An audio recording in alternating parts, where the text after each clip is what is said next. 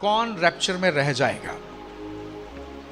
ये बहुत important question है। रैप्चर में कौन नहीं जाएगा? जो प्रभु यीशु पर विश्वास नहीं करता वो रैप्चर में नहीं जाएगा। दूसरा, यदि विश्वासी होने का ढोंग कर रहे हो आप विश्वासी होने का क्या कर रहे हो? ढोंग कर रहे हो। सिर्फ दिखावे के लिए लोगों के सामने आप प्रार्थना कर रहे हो, आप बाइबल पढ़ रहे हो, दिखावा कर रहे हो, आप किसी को दिखा रहे हो, लेकिन हृदय में कभी आपने उस उद्धारक को नहीं जाना। यू विल लेफ्ट बिहाइंड, आप रह जाओगे। पढ़ो जरा मत्ती रचित सुसमाचार उसका 7वां अध्याय और 21 से 23 पद तक को आप पढ़ो जरा। मत्ती रचित 7:21 से 23 पद तक पढ़ो जरा। जो मुझसे हाँ हे प्रभु कहता है, हाँ उनमें से हर एक हाँ स्वर्ग के राज्य में प्रवेश न करेगा।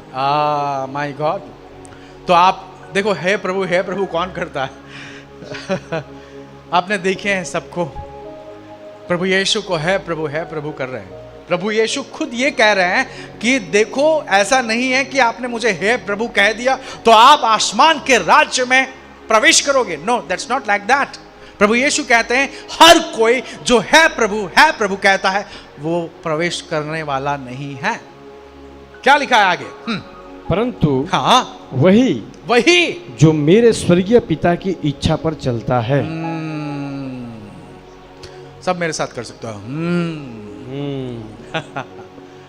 कौन जाएगा रैप्चर में?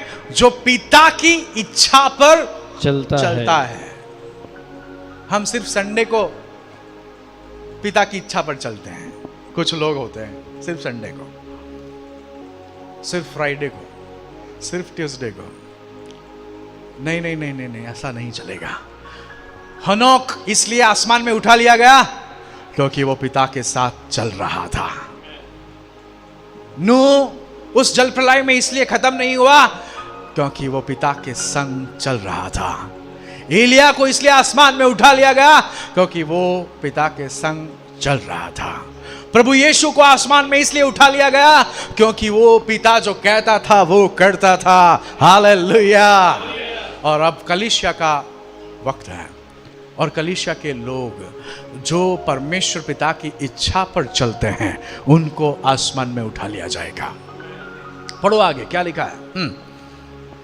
उस दिन हाँ बहुत तेरे मुझसे कहेंगे। अरे रैप्चर खत्म हो जाने के बाद कई सारे लोग दावा करेंगे। क्या कहेंगे? हे प्रभु हाँ क्या हमने तेरे नाम से भविष्यवाणी नहीं की? हाँ, लोग प्रभु के साथ नहीं चलते, भविष्यवाणी करने वालों के साथ चलते हैं। मैं भी करता हूं, इसका कोई वो गलत मतलब नहीं है, लेकिन कई बार लोगों का ध्यान सिर्फ उस पर होता है, उस पर ही होता है। चमत्कारों के पीछे लोग चल रहे हैं, भविष्यवाणियों के पीछे लोग चल रहे हैं। क्या आप पिता के साथ चल रहे हो? हम बड़ा झुंड देखते हैं और हम खुश हो जाते हैं। प्रभु यीशु के साथ हजारों लोग चल रहे थे, लेकिन कलीसिया का जब जन्म हुआ तो 120 लोग थे। कहां गए सब? कहा कि 10 जन को चंगा किया था, 10 कोड़ी को चंगा किया था। कितने लौटे? 1। और 9 कहां गए? वो तो जाकर याजक को बता रहे थे, भाई जल्दी से तू हमको डिक्लेयर कर दे कि हम शुद्ध है ताकि हम घर अपने वापस जा सके। उनको ये पड़ी नहीं थी कि जिसने उनको चंगा किया उसके पास वापस लौटे और उसकी आराधना करें। आज काफी लोग ऐसे हैं जो अपने चमत्कार को लेकर चले गए, लेकिन उन्होंने पिता के साथ कभी चलना सोचा नहीं। वो खुश हो गए जब भविष्यवाणी हुई, वो खुश हो गए जब उनके लिए चमत्कार हुए, लेकिन जब पिता के साथ चलने की बात हुई दे डिनाइड। उन्होंने ये कहा कि हमारा तो ऐसा नहीं चलता, हमारे परिवार में तो ऐसा कोई है नहीं। और वो वापस चले गए। ऐसे लाखों लोग वापस चले गए। लेकिन आज मैं आप सबको कहना चाहता हूं, जो यहां पर है, जो ऑनलाइन है, क्या आप पिता की इच्छा पर चल रहे हो? क्योंकि रैप्चर उनका होगा जो पिता की इच्छा पर चलते हैं। आगे बढ़ो 23 पद तक। और तेरे नाम से दुष्ट आत्मा को नहीं निकाला? इसका मतलब ये नहीं अगर किसी ने दुष्टात्मा को निकाल दिया तो उसका भी रैप्चर होगा। प्रभु यीशु खुद कह रहे हैं कि ऐसे लोग होंगे जो दावा करेंगे, यार आपके नाम में हमने दुष्टात्मा निकाले हैं, आपके नाम में हमने भविष्यवाणी की है। लेकिन प्रभु यीशु कहता है, भाई आप कौन है, मैं जानता नहीं, आप कहां से आ रहे हो, विच सिटी, कौन से शहर से आप आ रहे हो, कौन से राज्य से, कौन से देश से, oh I never knew you man, I never knew you, मैं आपको नहीं जानता। माय गॉड, जिसने यीशु के नाम से दुष्टात्मा को निकाला, यीशु के नाम से भविष्यवाणी की, उसके बारे में यहां पे लिखा है, प्रभु यीशु उनसे कह देंगे आई डोंट नो यू। पढ़ो जरा आगे क्या लिखा है। और तेरे नाम से बहुत अचंभे के काम नहीं किए। अचंभ वाले काम नहीं किए। लोगों को सिर्फ सरप्राइज होते रहना है, नहीं सरप्राइज नहीं, अचंभ होते रहना है। ओह कितना अद्भुत था, कितना अद्भुत, अरे भाई क्या अद्भुत। बाइबल में लिखा है कि अचंभ हो और नाश पाओ, नाश हो जाओ। क्यों? क्योंकि आपने सिर्फ उसको चुना है, आपने कभी परमेश्वर के मार्ग पर और उसकी इच्छा पर चलने का नहीं चुना है। पढ़ो आगे क्या लिखा है। तब मैं हाँ उनसे खुलकर कह दूंगा। प्रभु यीशु छुपाएंगे नहीं, मुंह नहीं छुपाएंगे, खुलकर कह दूंगा। प्रभु यीशु उनके आंखों की शर्म नहीं रखेगा। हो सकता है कि उन्होंने लंबा बड़ा क्रॉस लटका के रखा हो गले में, है एक लंबा क्रॉस बड़ा, उसको देखते ही ऐसा लगता है कि भाई ये खुद मसीह यीशु आ गया। लेकिन उससे भी प्रभु यीशु कहता आई डोंट नो यू, मैं तुझे नहीं जानता, मैं तुझे नहीं पहचानता। आप सोचो कितना भयानक होगा जब प्रभु यीशु ये कह देंगे कि मैं आपको नहीं जानता। पढ़ो जरा आगे क्या लिखा है। कि मैंने तुमको कभी नहीं जाना। ओह माय गॉड, मैंने तुम्हें कभी नहीं जाना। माय गॉड, कितनी दुख की बात यदि आप में से किसी को प्रभु यीशु ये कह दे कि मैं तुम्हें नहीं जानता। कितनी दुख की बात होगी। लेकिन ये जान लो, क्योंकि मैं उस प्रश्न के उत्तर दे रहा हूं कि रैप्चर में कौन जाएगा। परमेश्वर की इच्छा पर जो लोग चलते हैं, जिन्होंने सही दिल से with a real heart, those who have committed their life to Jesus.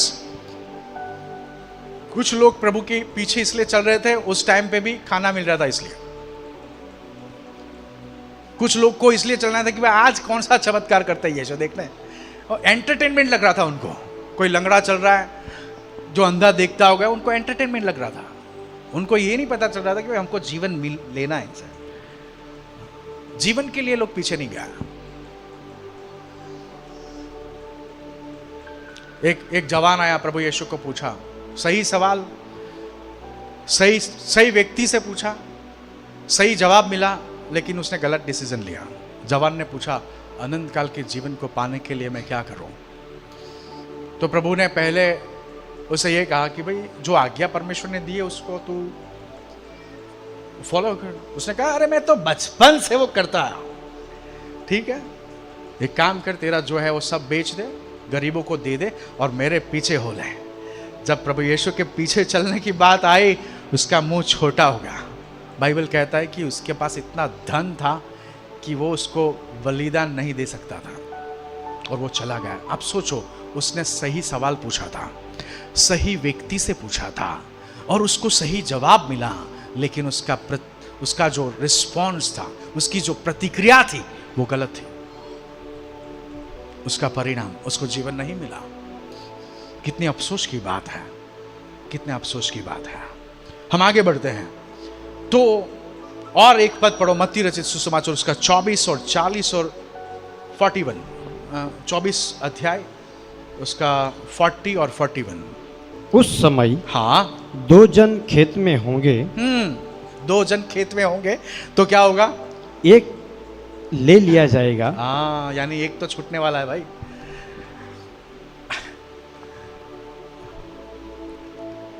खेत में होना यानी क्या? आप काम पर हो, किसी भी तरह का काम, आपकी नौकरी हो सकती है, आपका बिजनेस हो सकता है। 2 जन साथ में काम कर रहे, लेकिन एक चला गया, एक रह गया। एक क्यों चला गया? क्योंकि वो प्रभु यीशु पर विश्वास करता है। दूसरा क्यों रह गया? क्योंकि वो उसने कभी प्रभु को जाना नहीं।